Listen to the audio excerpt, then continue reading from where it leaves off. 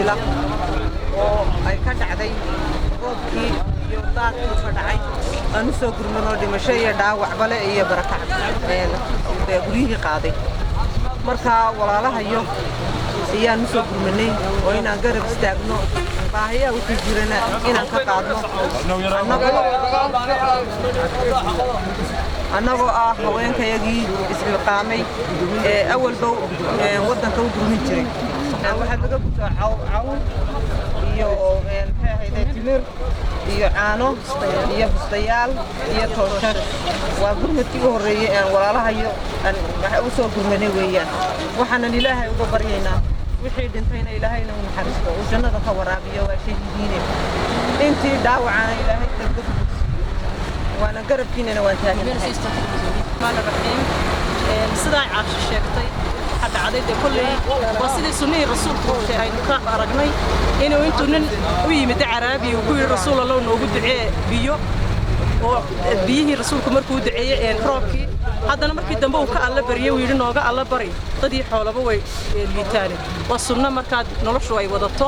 oo ilaahay subxaanahu wa ta'aala wax inagu tusayo ilaahay idankiina waxaan ka baryaynaa intii dhimatay ilaahay inuu naxariisto inta la laayahay inuu dadka gurmadka ku maqan ee walaalaha ay dhaxanta iyo dabaysha roobka dhex qaaday inuu ilaahay u soo fududeeyo intii noloshu ku shaqayn inuu ilaahay nafta ku hayo baaqo uga yeelo waxaan halka ku wadnay caasha hore uga soo hadashay kulli waan soo jaantay rogan baan soo dhaqaaqnay intii aan kalgacayl iyo walaalaha ay barbar joogsataan aan u keenay waan soo gaarsiinay waxaanan ku wareejinaynaa insha Allah ta'ala maayarka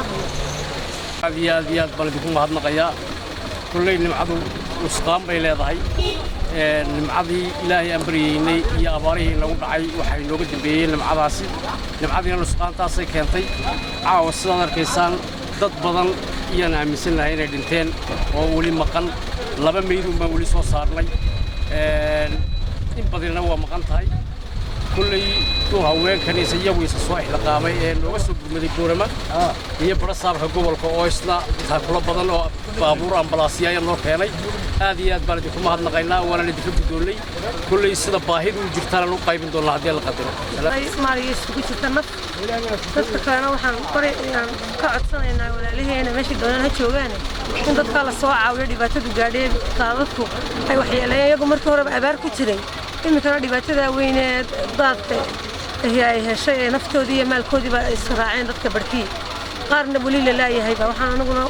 ku talin lahaa in la soo caawiyo ilaahay aan xariisto jannaha siiyo inta dhimatay